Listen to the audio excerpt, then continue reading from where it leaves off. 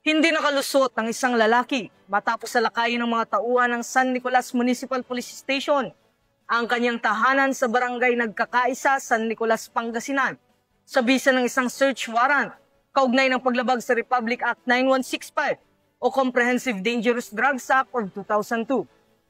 Patrolman Dennis Carinal sa report.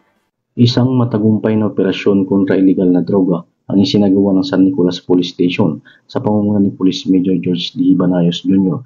katuwang ang Dasol Maritime Law Enforcement Team at ang Pangasinan 2nd Provincial Mobile Force Company sa barangay Nagkaisa, San Nicolas, Pangasinan noong gabi ng October 12, 2025. Dakong 10:23 ng gabi, isinilbi ng mga otoridad ang search warrant operation na inisyo ng Honorable Emma Hines Parahas, Presiding Judge ng Regional Trial Court Branch 52, Tayog, Pangasinan. Kinilala ang suspect na Elias Jr., 37 anyos, isang construction worker at residente ng nasabing barangay. Sa naturang operasyon, na-recover mula sa suspect ang tinatayang 8 gramo ng inihinalang shabu na may street value na humigit kumulang 54,400 pesos na nakalagay sa 6 na head-seal transparent plastic sachet.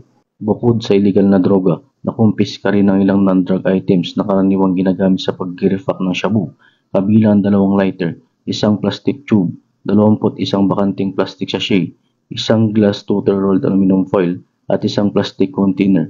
Maharap ito sa kasong paglabag sa Republic Act 9165 o ang Comprehensive Dangerous Drugs Act of 2002. Ang tagumpay ng operasyon ay bunga ng magandang ugnayan sa pagitan ng mamamayan at ng pambansang pulisya para mas lalong mapaigting ang kampanya laban sa kriminalidad tungo sa mapayapat tigtas na bagong Pilipinas. Mula dito sa Picadillo, Ilocos Region, ako po ang inyong Police News Network Correspondent, Patrolman Dennis Carinal, alagad ng batas, tagataguyod ng Balitang Pulis.